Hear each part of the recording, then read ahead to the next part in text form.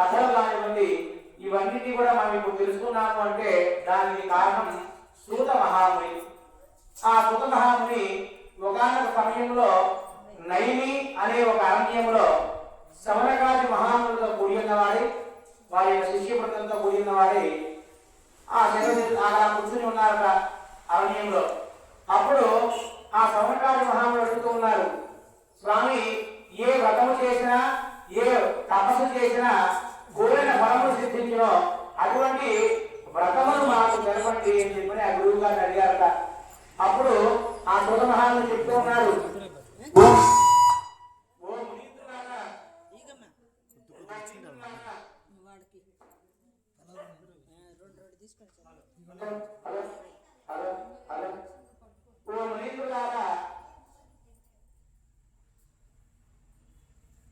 శ్రీ నారద మహాముని శ్రీ మహావిష్ణువు అడగగా ఇదే విధంగా మీరానే నారద మహాముని శ్రీ మహావిష్ణువు అడిగారట. అడిగితే అప్పుడు శ్రీహరి చెప్పినటువంటి వ్రతరాజాన్ని నీకు చెప్తాను, శ్రద్ధగా వినండి అని చెప్పని మొదలు పెట్టారట. మరి సకల లోక సంచారి అయినటువంటి నారద మహామునికి అన్ని లోకాలు కూడా సంచరిస్తూ ఉంటారట. మరి సంచారైనటువంటి శ్రీ నారద మహాముని అన్ని లోకాలు కూడా తిరుగుతూ మార్గ మధ్యంలో భూలోకానికి వచ్చాడట. మరి భూలోకంలో మానవులందరినీ చూశాడు. అయ్యో, ఇన్ని కష్టాలు పడుతున్నారేంటయ్యా వీళ్ళందరూ అని చెప్పని బాధపడుతూ, వీరు బాధపడడానికి వెళ్ళైనా సరే మనం ఏదైనా చేయాలని చెప్పని ఎక్కడికి వెళ్ళారండి? విష్ణులోకానికి వెళ్ళారట. మరి విష్ణులోకంలో ఎవరున్నారు? విష్ణుమూర్తి ఉన్నాడు. ఎలా ఉన్నాడా అంటే శాంతాకారం భుజగశైలం పద్మనాభం సురేశం విశ్వాకారం గగనసదృశం మేఘవర్ణం శుభాంగం లక్ష్మీకాంతం కమలనయనం రోగిరుద్యాయగమ్యం వందే విష్ణుం భవభయహరం సర్వలోకైకనాథం. మరి ఆ విష్ణుమూర్తి అక్కడికి వెళ్ళాడు. ఏ సమస్య వెళ్ళాడు? మానవులకు కష్టాలు కలిగించే ఏదైనా ఉపాయం తెలుసుకుందామని వెళ్ళాక వెళ్ళగానే అక్కడ శ్రీ మహావిష్ణువు చూశాడు. ఆయన ఎలా ఉన్నాడు అంటే శాంతాకారం, శాంతంగా ఉన్నటువంటి ఆకారంతో భుజగశయనం, ఒక భుజం పక్కనే పడుకొని పద్మనాభం సురేశం, ఎవరి యొక్క నాభుడైనా పద్మనాభం. పద్మం అంటే ఎవరు? పద్మాదేవి అంటే లక్ష్మీదేవి సైతుడి. సురేశం విశ్వాకారం గగన సదృశం మేఘవర్ణం శుభాం, విశ్వం నుంచి గగనం వరకు కూడా ఆ యొక్క రూపం అంతా కూడా విస్తరించి ఉన్నదా. గగన సదృశం మేఘవర్ణం శుభాం, ఎలాంటి వర్ణంలో ఉన్నాడు? మేఘవర్ణంలో ఉన్నాడు, మేఘాల యొక్క వర్ణంలో ఉన్నాడు ఆ యొక్క స్వామివారు. శుభాంగం లక్ష్మీకాంతం, లక్ష్మీదేవి సైతుడై లక్ష్మీకాంతం కమలనయనం, కమలాల లాంటి నయనాలు, ఆ కళ్ళు కమలాల్లా ఉన్నాయట. ఆ యొక్క విష్ణుమూర్తి అటువంటి విష్ణుమూర్తిని చూసి వచ్చిన విషయాన్ని మర్చిపోయారు నారద మహాముని. ఆయన కీర్తిస్తూ కూర్చున్నారు అక్కడికి వెళ్ళి. కానీ భగవంతుడు సర్వవ్యాప్తి కదండి. ఆ యొక్క నారాయణుడు లేచాడు యోగమాయ నుంచి. శ్రీ మహావిష్ణువు లేచి, నారద మహాముని, నీవు వచ్చినటువంటి కారణం ఏమిటి? నీ యొక్క కోరికను తప్పక నెరవేరుస్తాను, చెప్పుము అని చెప్పి అభయం ఇచ్చాట. అప్పుడు గుర్తొచ్చింది నీకు వచ్చినటువంటి పని. నారద మహాముని అంటూ ఉన్నాడు, ఓ జగన్నాథక సూత్రధారి శ్రీ మహావిష్ణువుని పొగుడుతున్నాడు. దామోదర, ఆయన నీకు తెలియదు కాదు, ఈ యొక్క మానవులు భూలోకంలో నానా యుగం పడుతూ నానా కష్టాలను అనుభవిస్తున్నారు. ఎన్నో రకాల సైనిక అపరాధాలు చేస్తూ అన్నదమ్ములు మోసం చేయడం, తల్లిదండ్రులు చూడకపోవడం, ఏమంటే గురువుల్ని గౌరవించకపోవడం, బ్రాహ్మణుని గౌరవించకపోవడం, ఇటువంటి రకరకాల తప్పుడు స్వయంకృత అపరాధాలు చేస్తూ వారు చాలా కష్టాలు అనుభవిస్తూ ఉన్నారు. దానికి ఏదైనా సులభమైన, ఎందుకంటే కలిపురుషుడు చేయిస్తూ ఉన్నారు. మానవుడు తప్పు లేదు, మానవుడు మంచివారే. కానీ ఇక కలిపురుషుడు వారితో ఎన్ని తప్పులు కూడా చేస్తూ ఉన్నాడు. కాబట్టి దీనికి ఏదైనా దోషం పోవడానికి ఏదైనా ఒక వ్రతాన్ని, వజ్రాయుధం లాంటి వ్రతాన్ని మాకు చెప్పమని చెప్పని అడిగాక ఎవరు? నారద మహాముని. ఆ విధంగా అడుగుగా శ్రీ నారాయణుడు చెప్తూ ఉన్నాడు, ఓ నారద మహాముని, నీవు లోకహితార్థమై చక్కని విషయాన్ని అడిగావా? మంచి విషయాన్ని అడిగావు. లోకహితార్థమై దానికి ఒక మార్గం కాదు, అది సత్యనారాయణ వ్రతము.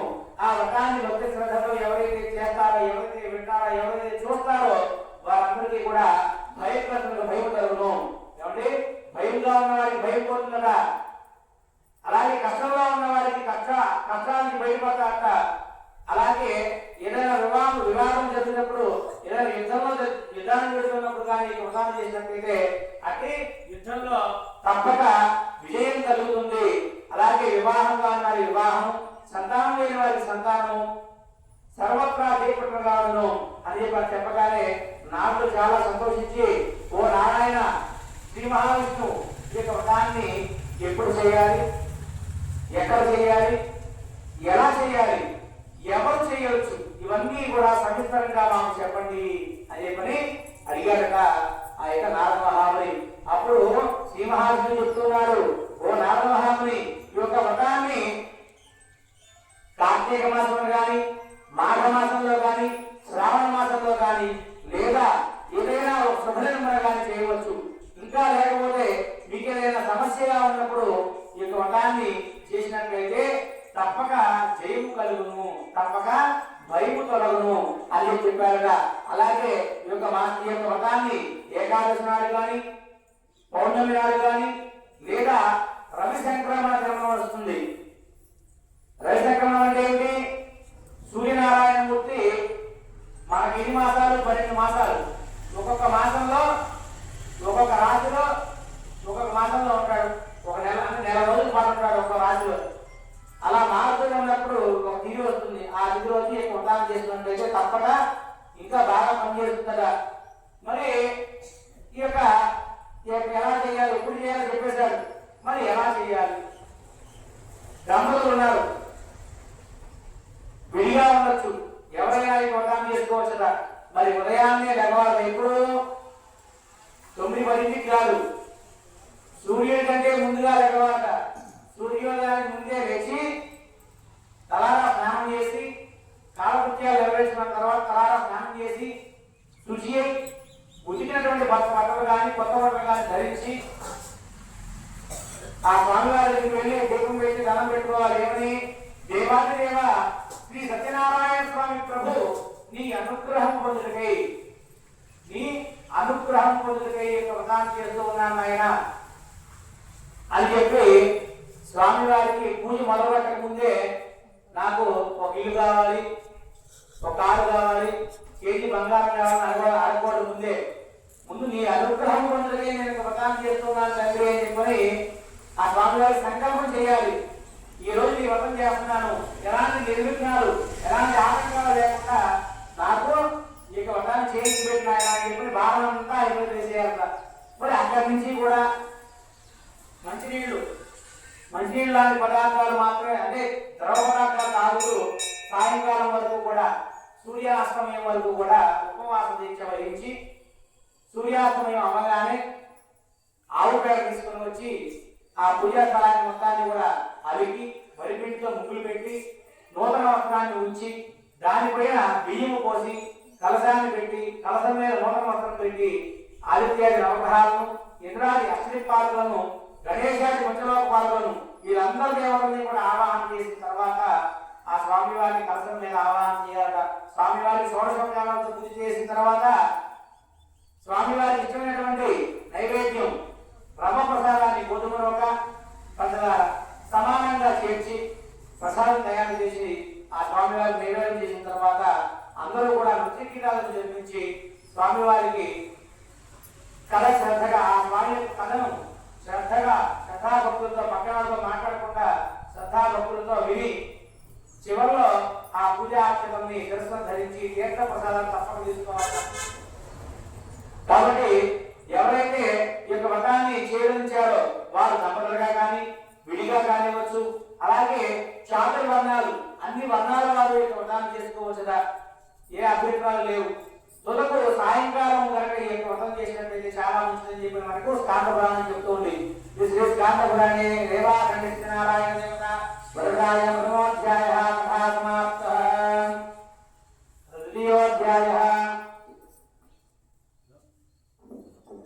ప్రథమోధ్యాయం ద్వితీయోధ్యాయ ప్రారంభ. ఇప్పటి వరకు కూడా మనం స్వామివారి యొక్క వ్రతం ఎవరికి చెప్పడం ద్వారా తెలిసింది, ఆ యొక్క వ్రత విధానం ఏంటి, ఎలా చేయాలి, నియమనిష్టలు ఏంటి, ఎటువంటి సందర్భాలలో చేసుకోవచ్చు, స్వామివారి యొక్క విశేషమైనటువంటి ప్రసాదాలు ఏంటి అనేటువంటి వృత్తాంతాలంతా కూడా చెప్పుకున్నాం. అలాగే రెండవ విషయాన్ని రెండవ ఉదాహరణ చెప్తున్నారట, శ్రద్ధగా వినండి. పూర్వం ఒకనొక రాజ్యంలో కాశీ పట్టణం అనేటువంటి గ్రామం కలదా. గ్రామం ఏ గ్రామం? ఆ గ్రామంలో ఒక నిరుపేద బ్రాహ్మణుడు ఉండేవాడు. అతడు సకల సత్పున్న సంపన్నుడు, సకల శాస్త్రాలన్నింటినీ చదువుకున్నవాడు. కానీ ఆ బ్రాహ్మణుడికి భగవద్గ్రహం కోల్పోవడం వల్ల అతడు చాలా తన బతుకుని దుర్భరంగా గడుపుతూ ఉన్నాడు. బ్రాహ్మణుడికి సంపాదన వస్తుంది. ఆ గ్రామంలో ఉన్నటువంటి నలుగురు, యా బ్రాహ్మణోత్తమ ఈ పూజని వాళ్ళని ఈ సంపద తీసుకో, అలా వచ్చినటువంటి సంపదతో తన ఇల్లు పడుతుంది. అలా ఇచ్చేవారు కూడా లేక ఆ బ్రాహ్మణుడు భిక్షాటన చేసుకుంటూ ఉన్నాడు. ఒకనాడు శ్రీ మహావిష్ణువు కరుణాకరుడై ఆ బ్రాహ్మణుడి ముందు ముసలి వారి రూపంలో ప్రత్యక్షమై, నాయన బ్రాహ్మణోత్తమ, నీవు సకల శాస్త్రాలన్నింటినీ చదువుకున్న వాడి కదా, దైవారాధన చేస్తే నీ కష్టాలు వెంటకురాని మీకు తెలుసుకోలేకపోయావా? సత్యనారాయణ వ్రతం అనేటువంటి ఒకటి ఉంది, ఆ వ్రతం చేసుకో అని చెప్పి అక్కడి నుంచి మానేయపోయాడు. వచ్చింది ఎవరో కాదు, నా కష్టాలు తెచ్చుకుని నా తండ్రి అయినటువంటి శ్రీ మహావిష్ణువే నా దగ్గరకు వచ్చాడు మనసులో అనుకున్నాడు, సంతోషించాడు. ఇంటికి చేరుకున్నాడు బ్రాహ్మణుడు. సాయంకాల సమయంలో స్నానమాచరించి మనసులో సంకల్పం చేసుకున్నాడు. ఏమని? స్వామి సత్యనారాయణ, రేపు ఉదయం భిక్షాటన చేస్తే ఎంతైతే సంపాదిస్తుందో ఆ మొత్తాన్ని ఖర్చు పెట్టి నేను వ్రతాన్ని చేస్తాను, కాపాడు తండ్రి చెప్పి వేడుకున్నాడు. రాత్రంతా చేస్తూ నిద్రపడ్డ అటు ఇటు వదిలాడు. తెల్లవారింది. ఉదయాన్ని స్నాన సంకల్పాలను పూర్తి చేసుకుని సర్దుబార్చుకుని వీరు యథావిధిగా వీధిలోకి భిక్షాటన చేయడానికి బయలుదేరారు. అంతకుముందు ఏ ఇంటికైనా కానీ చీకోని చెప్పి చిరాకు పడ్డవారు కూడా ఎప్పుడైతే స్వామి వారి వ్రతం చేస్తానికి సంకల్పం చేసుకున్నారో ఆ సంకల్ప బలం వల్ల మా ఇంటికి రాయా అంటే మా ఇంటికి రాని ఒకరి తర్వాత ఒక చేతులు పట్టుకుని మరి రాకపోయారు. అలా వచ్చేటటువంటి సంపదతో బ్రాహ్మణుడు ఒకటే చేసుకున్నాడు. ఇంట్లో తన భార్య సహితంగా ఇరుకు పొరుగు వారందరినీ పిలుచుకున్నాడు, బంధుమిత్రులందరినీ పిలుచుకున్నాడు. తాను తినడానికి తిండి కూడా పెట్టినటువంటి వారిని కూడా అతి శత్రువును కూడా పిలుచుకున్నాడు. వారందరినీ సహితంగా అత్యంత వైభవంగా భక్తి శ్రద్ధలతో వ్రతాన్ని ఆచరించాడు. అలా ఆచరించడంతో స్వామివారి అనుగ్రహం కలిగింది. పరిచయంలోనే కొత్త కాలంలోనే ధనవంతుడయ్యాడు, ఐశ్వర్యవంతుడయ్యాడు, గుణవంతుడయ్యాడు, పేరు ప్రఖ్యాతులు గావించాడు. సుఖ శుభాచారాలన్నింటినీ అష్టైశ్వర్యాలన్నీ కలిగాయి. ఎన్ని కలిగాయి కదా, ఏమీ లేని వారికి చేసామే, అన్ని ఉన్న నిలుపు చేయడం అనేటువంటి ఆలోచనతో మానలేదు. ఒక మాఘమాస పౌర్ణమి నాడున దానితో సతీ సమేతంగా సత్యనారాయణ వ్రతాన్ని చేస్తూ ఉన్నాడట ఈ బ్రాహ్మణుడు. చేస్తూ ఉన్నటువంటి సమయంలో అటువైపుగా వెళుతున్నటువంటి ఒక కట్టెలమ్మతో నిరుపేద అటువైపుగా వెళుతూ ఆ ఇంటి ముందు ఆగి, ఈ ఇంట్లోంచి వంట సువాసన చాలా వస్తున్నాయి, మనమా తిని చాలా రోజులైంది కదా, అటువైపుగా వెళితే మన ఆకలి బాధ తీరుతుంది కదా అనేటువంటి ఆలోచనతో కట్టెల మూటను పక్కన పడివేసి వ్రతం జరుగుతున్న ప్రదేశానికి వెళ్ళాడు. వెళ్ళి వ్రతమైనంత వరకు ఉన్నాడు. ఈ బ్రాహ్మణుడు ప్రసాదం వచ్చుతున్నటువంటి సమయంలో ఈ కట్టెల మూటను వాడు అతను అడుగుతున్నాడు, యా బ్రాహ్మణోత్తమా, నీవు ఇంతసేపు పూజ చేశావు కదా, అన్ని కథలు చెప్పుకున్నావు కదా, అన్ని సార్లు గోవింద నామస్మరణ చేసావు కదా, ఏం ప్రయోజనం నాయన, నువ్వు ఇలా చేయడం వల్ల నీకు వచ్చినటువంటి ఫలితం ఏమిటి అని చెప్పి అడిగాడు. అంతరా బ్రాహ్మణుడు ఇలా చెప్తున్నాడు, నాయన, గత కొన్ని సంవత్సరాల క్రితం ఇదే 4 గ్రామాలు తిరుగుతూ నేను నిత్యము కూడా భిక్షాటన చేసుకుంటూ ఉండేవాడిని. ఇప్పుడు అదే 4 గ్రామాలకి నిత్యాన్నదానాన్ని చేస్తున్నాను, నిత్యము కూడా అన్నదానాన్ని చేస్తున్నాను. ఇదంతా కూడా ఆ స్వామివారి యొక్క వ్రత ఫలితం, అందుకునే ఆపకుండా చేస్తున్నాను ఆయన అని చెప్పాడు. ఎప్పుడైతే మాటలు విన్నాడో కట్టెను ముడుకున్నవాడు బ్రాహ్మణుడితో ఇలా అంటున్నాడు, యా బ్రాహ్మణోత్తమ, నేను కూడా వ్రతం చేసుకోవచ్చా, నా కష్టాలు కూడా గట్టెక్కుతాయా, నేను కూడా ధనవంతునవుతానా అనేటువంటి ఆలోచన అడిగాడు. ఎవరైతే భక్తి శ్రద్ధలతో ఈ యొక్క వ్రతాన్ని పూర్తి చేస్తారో వారి కోరికలు నెరవేరుతాయని చెప్పాడు. చెప్పి వ్రతం ఎలా చేయాలో అడిగి తెలుసుకుని ప్రసాదాన్ని కలగత్తు నోట్లో వేసుకుని ఇంటికి చేరుకున్నాడు.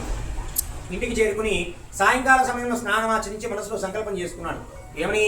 స్వామి సత్యనారాయణ, రేపు ఉదయం నా కట్టెలను అమ్మితే ఎంతైతే ధనం వస్తుందో ఆ ధనం మొత్తంతో నీ యొక్క వ్రతాన్ని చేస్తాను, కరుణించు తండ్రి అని చెప్పి వేడుకున్నాడు. ఉదయాన్నే లేచాడు. యథావిధిగా స్నాన సంకల్పాలను పూర్తి చేసుకుని గ్రామంలోనికి ఆ కట్టెలను అమ్మడానికి బయలుదేరాడు. ఎందుకు పనికిరానటువంటి ఆ కట్టెల మూటని స్వామివారి వ్రత సంకల్ప బలం వల్ల గంధపు చెక్కల వలె భావించి ఒకరి తర్వాత ఒకరు ఎగబడి మరీ కొనుక్కున్నారట. అలా వచ్చినటువంటి సంపదతో ఆ యొక్క కట్టెలు అనుకున్నవాడు స్వామివారి వ్రతానికి కావలసినటువంటి చిత్రపటాన్ని, కలశాన్ని అన్నింటినీ కూడా విక్రయించుకుని ఇంటికి చేరుకుని ఇంట్లో చిత్రపటాన్ని, కలశాన్ని ఏర్పాటు చేసుకుని అత్యంత వైభవంగా భక్తి శ్రద్ధలతో వ్రతాన్ని ప్రారంభించాడు. అలా చేయడంతో స్వామివారి యొక్క అనుగ్రహం అతని మీద కలిగింది. త్వరితగతిలోనే ప్రతికూలంగా కూడా లేదు అనేటువంటి మాట లేకుండా అష్టైశ్వర్యాలతో తొలగాడు, సుఖ సౌభాగ్యాలన్నింటినీ అనుభవించాడు. చనిపోయిన తర్వాత ఆ యొక్క విష్ణులోకానికి చేరుకున్నాడట. జై శ్రీరత్రమారమణ గోవిందో ఏడుకొండలవాడ వెంకటరమణ గోవిందా. తృతీయోధ్యాయః సమాప్తః. తృతీయోధ్యాయః కథా ప్రారంభః. హరాహణమ పార్వతీపతయే హర హర మహాదేవ శంభో శంకర ఏడుకొండలవాడ వెంకటరమణ గోవిందా. మరి ఆ యొక్క సూత మహాముని అంటూ ఉన్నాడు శిష్యులతో, నాయన ఇంకో కథ చెప్తాను వినండి. మరి ఒకనొక రాజ్యంలో ముల్కాముకుడు, ఏమండి రాజుగారి పేరు ఏమిటి? ముల్కాముకుడు రాజుగారు ఇండియాను జయించాట, సత్యవంతుడట, అబద్ధం ఆడినటువంటి ఆ రాజుగారు మరి ఆయన భార్య కూడా చాలా సౌందర్యవత. వాళ్ళిద్దరూ కూడా ఒకనాడు భద్రశీల నదీ తీరంలో, ఏమండి భద్రశీల నదీ తీరంలో సత్యనారాయణ స్వామి వ్రతం చేస్తూ ఉన్నారట. మరి ఇప్పుడైతే మనకు రోడ్లు రవాణా అంతా ఉంది. మరి పూర్వం సముద్రాలలో నదుల్లోనే వర్తకం అంటే వ్యాపారం జరిగేదట. కాబట్టి ఆ నది గుండానే సాధువు అనే పేరు గల ఒక వైశ్యుడు, ఆ వైశ్యుడి పేరేంటండి? సాధు అనే వైశ్యుడు అనంతమైన మణిమాణిక్యాన్ని ధనాన్ని కూడా ఆ పడవలో నింపుకొని వ్యాపార నిమిత్తం అటువైపు వెళుతూ ఉంటే ఆ రాజుగారు చేసే వ్రతంలో వ్రతానికి మనం వ్రతం చేస్తే చాలా మంది వస్తారు. రాజుగారు చేస్తే ఆ సర్వ సైన్యము కూడా అక్కడే ఉన్నద, చాలా మంది జనం ఉన్నారు. ఇక వ్యాపారాన్ని అక్కడే ముగించుకోవచ్చని చెప్పని ఒడ్డునకు పట్టించి వ్యాపారం అంతా పూజ చేశాడట. చేసే క్షణంలో మధ్యలో చూస్తూ ఉన్నాడు, రాజుగారు ఏదో పూజ చేస్తున్నాడు. ఈ రాజుగారికి ఇంత రాజ్యం ఉంది, చక్కటి భార్య ఉంది, ఇంత డబ్బు ఉంది, అయినా సరే ఇంకా దేనికోసమో ఈ ఆశ చావాలనుకుంటా అన్నట్టుగా కొడుకుంటూ వ్రతం చేస్తూ ఉన్నట్ట. ఆ వ్రతం చూస్తూ ఉన్నట్ట. అంతా అయిపోయింది. తీర్థం తీసుకున్నాడు, ప్రసాదం తీసుకున్నాడు. రాజుగారి దగ్గరికి వెళ్ళాడు. ఓ రాజా, నీవు చేసేటటువంటి యొక్క వ్రతం ఏమిటి అని చెప్పి అడగగా, నీకు ఇంత ధనం ఉంది కదా, ఇంత భటులు ఉన్నాయి, ఇంత భటులు ఉన్నారు, రాజ్యం ఉంది అన్న, అయినా కూడా దేనికోసం అయ్యా యొక్క వ్రతాన్ని చేస్తూ ఉన్నామని అడగగా, నాయన నువ్వు చెప్పినట్టుగా నాకు అన్నీ ఉన్నాయి, కానీ నా తర్వాత ఈ యొక్క రాజ్యాన్ని పరిపాలించడానికి నాకు వారసుడు లేడు. స్వామివారికి మొక్కుకున్న తర్వాత నాకు వారసుడు కలిగాడు, కాబట్టి నేను యొక్క మొక్కును తీరుస్తూ ఉన్నానయ్యా అని చెప్పగా, అప్పుడు సాధు అనే వైశ్యుడు అంటాడు, నాకు కూడా నాయన నాకు సంతానం లేదు, నేను కూడా యొక్క వ్రతాన్ని చేసి సంతానాన్ని పొందుతాను అని చెప్పి రాజుగారి దగ్గర ఆ వ్రత నియమాలన్నీ కూడా తెలుసుకున్నాడు. తదనంతరం ఆ ఇంటికి వెళ్ళిపోయిన తర్వాత తన భార్య అయినటువంటి లీలావతి వినుచూ ఉండగా, మనకు గనక సంతానం కలిగితే ఈ యొక్క వ్రతాన్ని తప్పక చేద్దాము అని చెప్పి ప్రతిజ్ఞ చేశాట. కొంతకాలానికి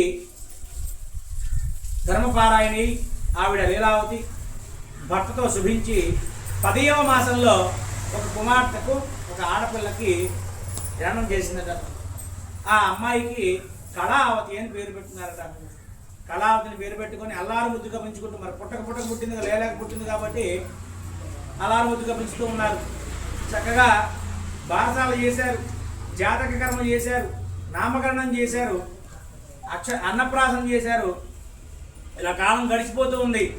భార్య అంటుంది, నాథ మనకు సంతానం లేనప్పుడు మీరు మొక్కారు సత్యనారాయణ స్వామి, మన సంతానం కలిగింది కాబట్టి ఆ పాప పేరుట వ్రతాన్ని చేయండి, ఆ మొక్కును తీర్చండి అని గుర్తు చేస్తున్నట్టు భార్య.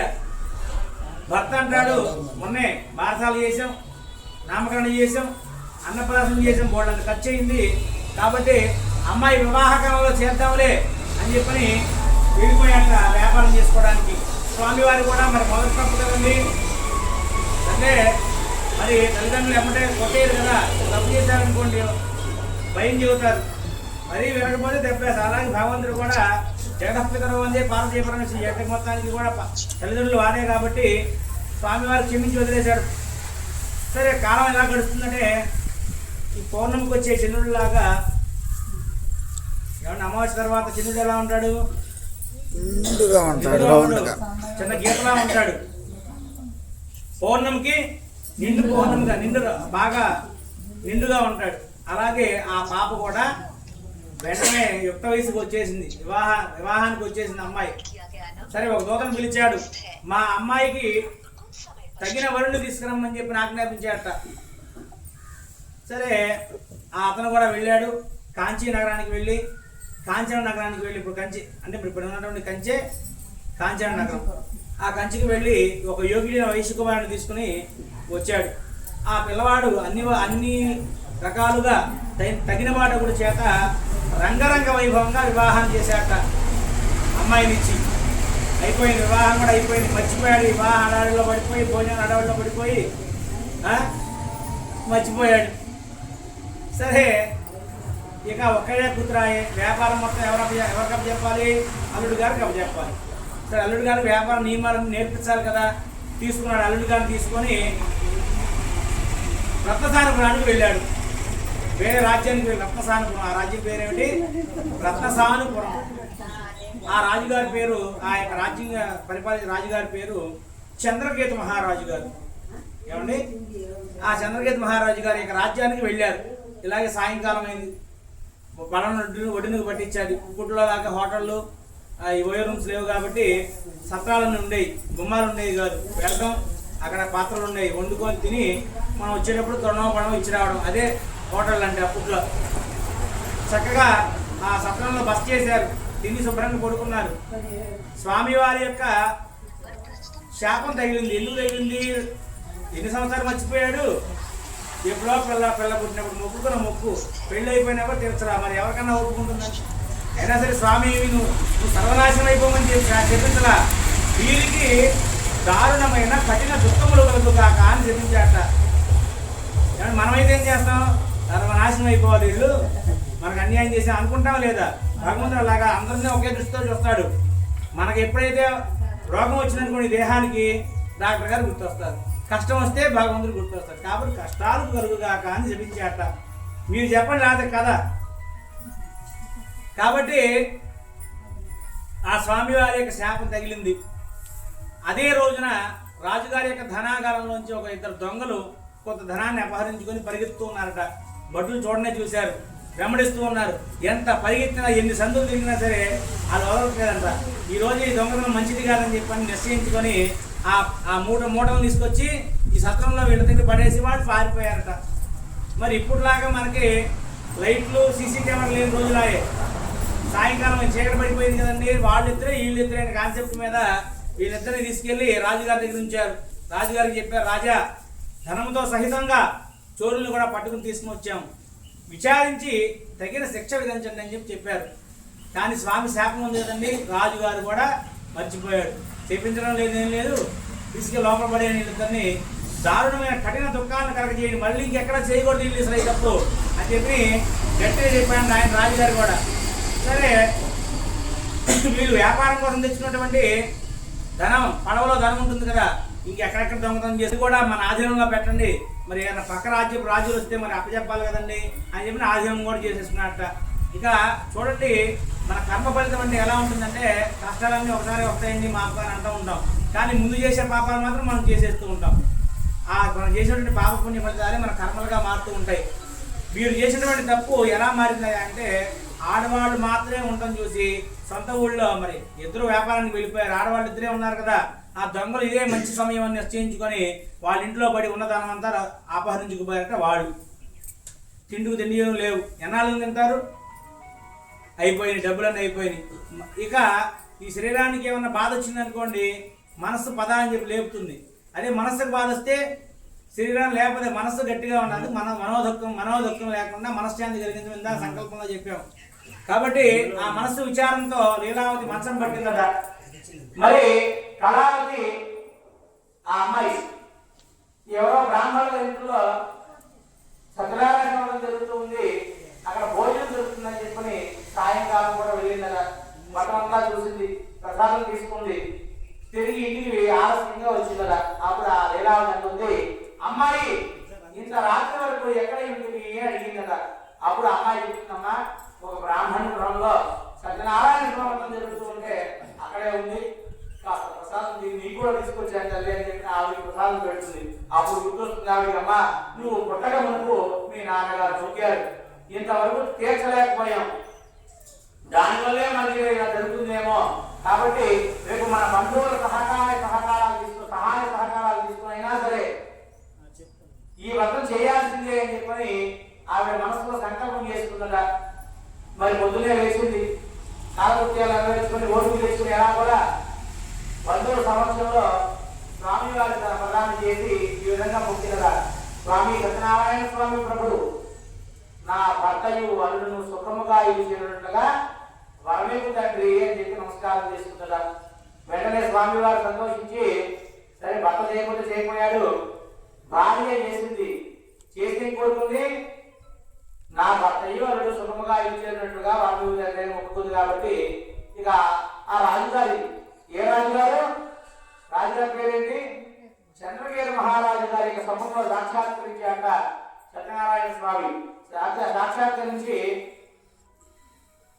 సాక్షాత్కరించి నీ యొక్క కాలాగ్రహంలో ఇద్దరు వైశ్యులు అన్యాయముగా బంధింపబడి ఉన్నారు, వారిని ప్రాతకాలనే విడిచిపెట్టము, వారి ధనము వారికి ఇచ్చివేయము అని చెప్పాడు. ఏం చెప్పాడండి, వారి యొక్క ధనము ఇచ్చివేసి విడిచిపెట్టమన్నాడు.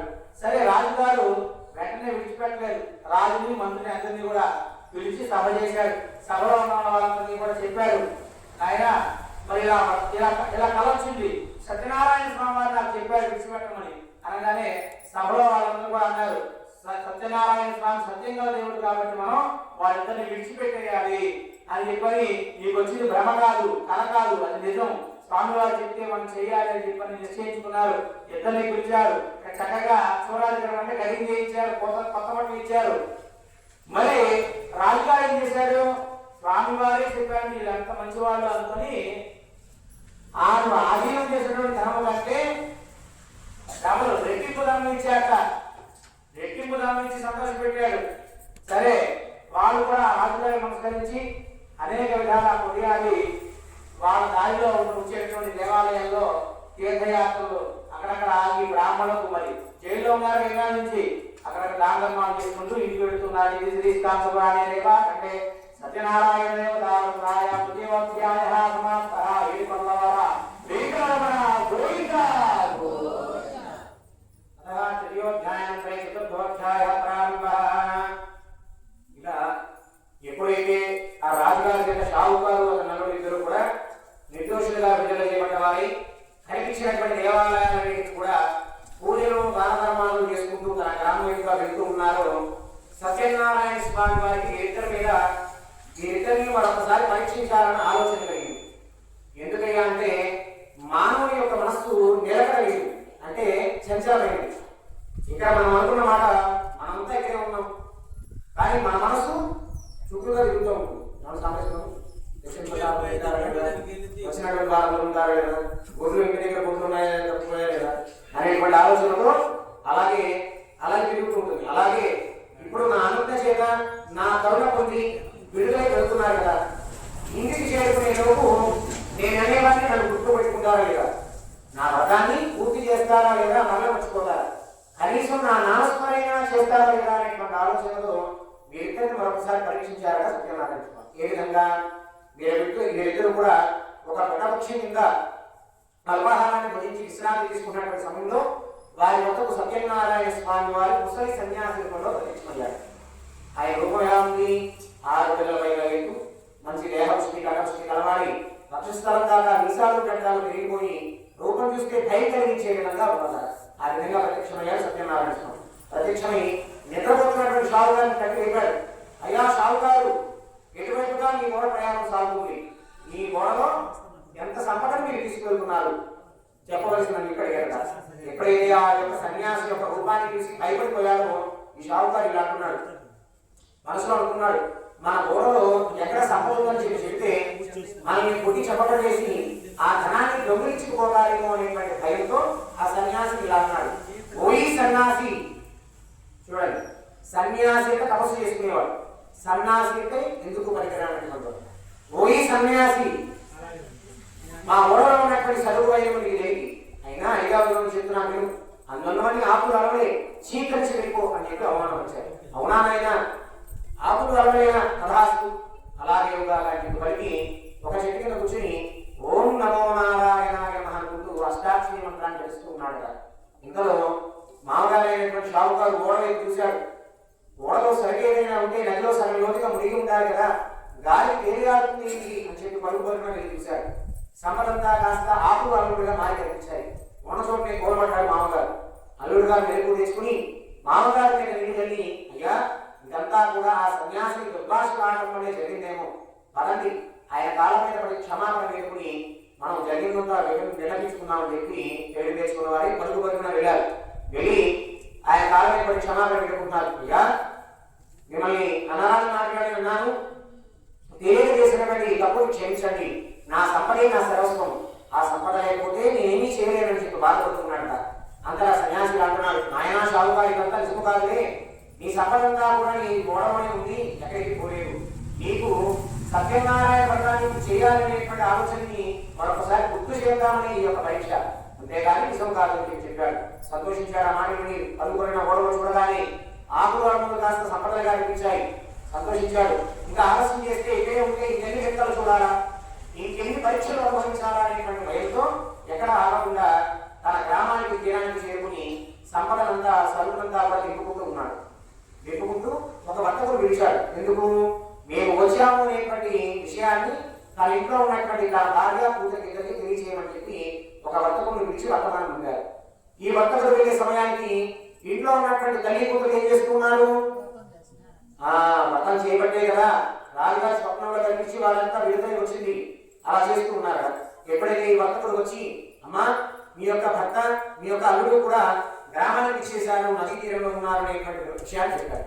ఎప్పుడైతే ఆ మాటలు చెప్పాడో విన్నారో కుమార్తె అయినటువంటి గలాకి వ్రతాన్ని పూర్తి చేసింది, కానీ తన భర్తను చూడాలి అనేటువంటి ఆత్మలతో వ్రతప్రసాదాన్ని నిర్లక్ష్యం చేసి పరుగు పరుగున నదీ తీరానికి వెళ్ళింది.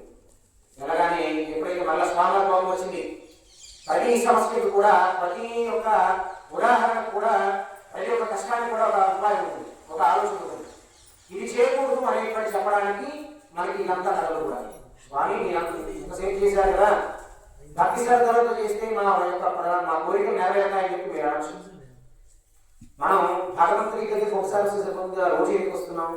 ఆయన యొక్క అనుగ్రహం మన మీద ఎలా కూడా ఉండాలి, కలిగేంత వరకు మనం చేయాలి అనేటువంటి ఆలోచన. అలాగే ఈ యొక్క మానవుడికి కష్టం విలువ తెలియజేయాలి. ఈ యొక్క దేవిని కూడా పక్కన పెట్టకూడదు, నిర్లక్ష్యం చేయకూడదు అనేటువంటి ఆలోచనతో మళ్ళా ఒక కళ్ళ ముందే ఒక మాయ చెప్పాడు. ఏ విధంగా? ఈ కుమార్తె నదీ తీరంలో వెళ్ళగానే కళ్ళ ముందే ఉన్నటువంటి గోడ తన భర్త తన తల్లితో సహా మునిగిపోతూ కలిగించింది. నా భర్త చనిపోయాక నేను బతుకుంటే ప్రయోజనం, నేను కూడా చనిపోతానని నాకు కూడా సతీ సహకారానికి సిద్ధపడి నదీ తీరంలో సగం లోతుగా ఉండగా ఆకాశవాణి రూపంలో మాటలు ఇచ్చాయి. ఏమని?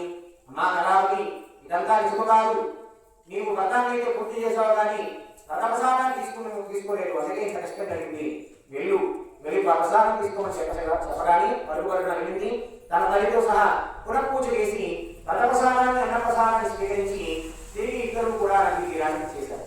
రావడంతో ఆ యొక్క ఒత్తిడిగా ఉన్నటువంటి గోడ కనిపించింది. తండ్రి గారేమో సర్పిస్తున్నట్లుగా, భర్త గారేమో సరుకు తీసుకున్నట్టుగా దృశ్యం కనిపించింది. సంతోషించారు. ఇంకా ఇంటికి కూడా చేరుకోకుండా బంధుమిత్రులందరినీ కూడా పిలుచుకుని ఆ నదీ తీరంలోనే సత్యనారాయణ యొక్క వ్రతాన్ని అత్యంత వైభవంగా భక్తి శ్రద్ధలతో పూర్తి చేశారు. ఇలా చేయడంతో బ్రతుకున్నంత కాలం కూడా శ్రీ సంపదలతో అష్టైశ్వర్యాలతో కోల్పోయారు. చనిపోయిన తర్వాత ఆ యొక్క విష్ణువులో కానీ చేరుకున్నారట. జై శ్రీరమణ గోవిందో ఏడుకొండలవాడ వెంకటరమణ గోవిందా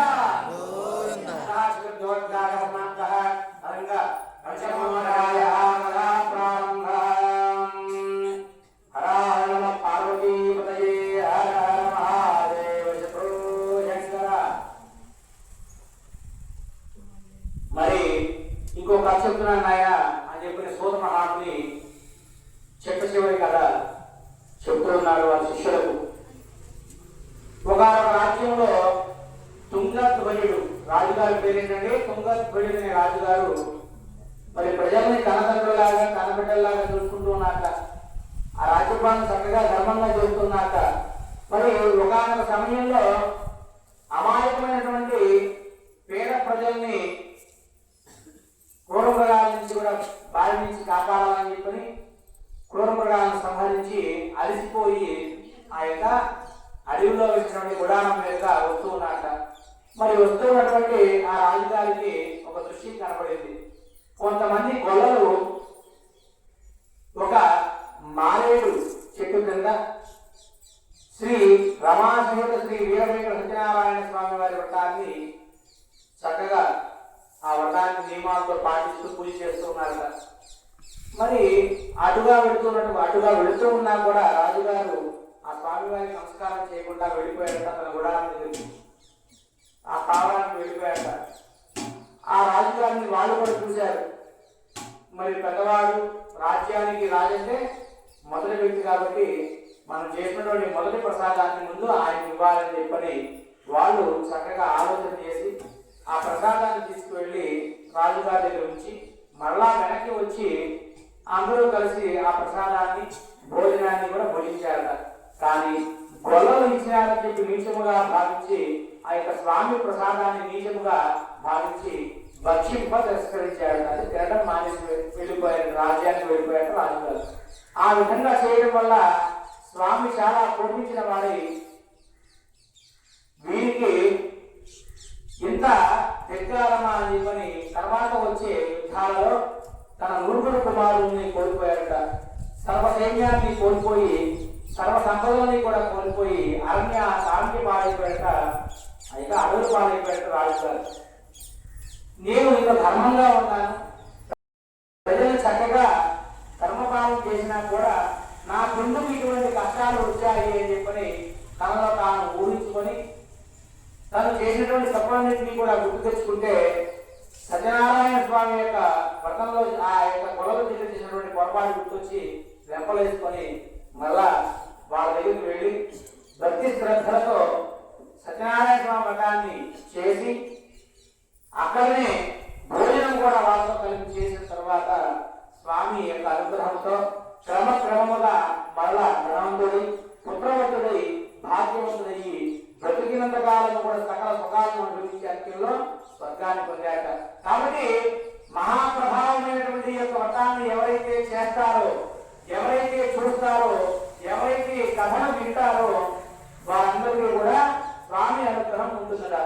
అప్పుడు మీరందరూ అడగచ్చు, స్వామి చేసేవాళ్ళు డబ్బంతా కలిసి పెడితే చూసినంత మాత్రాన విన్నంత మాత్రాన మాకేమొస్తున్నాయా, మాకేం గొప్ప వస్తుంది, ఏదో జనాలు ఉండాలని మీరు చెబుతున్నారు కానీ అని మీరు అనుకోవచ్చు.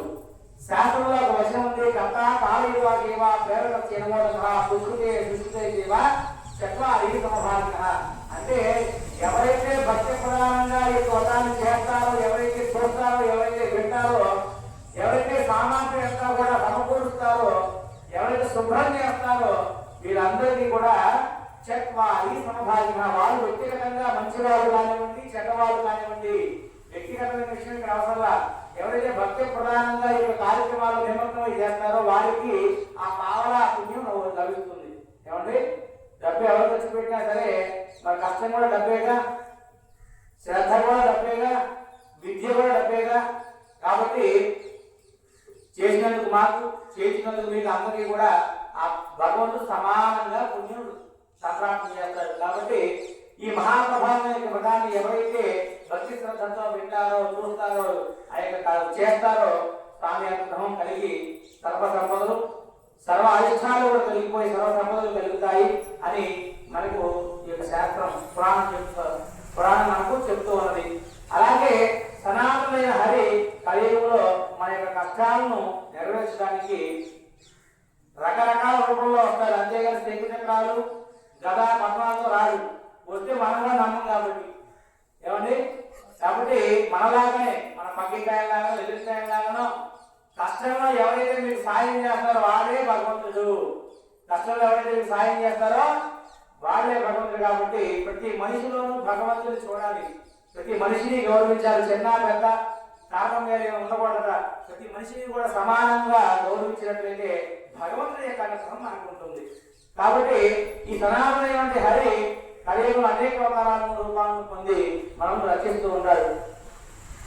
కాబట్టి ఎవరైతే ఈ వ్రతాన్ని భక్తి శ్రద్ధతో శక్తి ఉందనుకోండి పెద్దలా చేసుకోండి, లేకపోతే సంవత్సరానికి ఒక మారేమో చేసుకోండి. సంవత్సరం ఒక్కసారి చేయాలి సత్యనారాయణ. ఎందుకు చేయాలంటే మన యొక్క జీవితం మొత్తం కూడా నవగ్రహాల ఆధీనంలో ఉంది. ఇంతకుముందు యుగాల్లో భగవంతుడు పిలిస్తే పలికేవాడు, ఇప్పుడు మీరు పిలిచినా పలకడు. ఎందుకంటే మనం అంత పాపం చేస్తూ ఉన్నాం, తెలుసో తెలియకో. కాబట్టి భగవంతుడి యొక్క ధ్యానం, భగవంతుడి యొక్క భజన, భగవంతుడి యొక్క కీర్తన, ఇవి ఒక్కటే మనల్ని ఈ కలియుగం నుంచి కాపాడగలం. కాబట్టి సత్యనారాయణ వ్రతం కలియుగం కాబట్టి నవగ్రహాలు మన ఆధీనంలో, నవగ్రహాల యొక్క ఆధీనంలో మనం బతుకుతూ ఉన్నాం కాబట్టి ఈ నవగ్రహాల పూజ ఒక్క సత్యనారాయణ వ్రతంలోనే ఉంటుంది. ఈ నవగ్రహ దోషాలు ఎందుకు తొందరగా ఫలితం వస్తుందంటే నవగ్రహ దోషాలు పోయి ఫలితం వస్తుంది కాబట్టి సత్యనారాయణ వ్రతం చేయగానే మనకు ఫలితం లభిస్తుంది.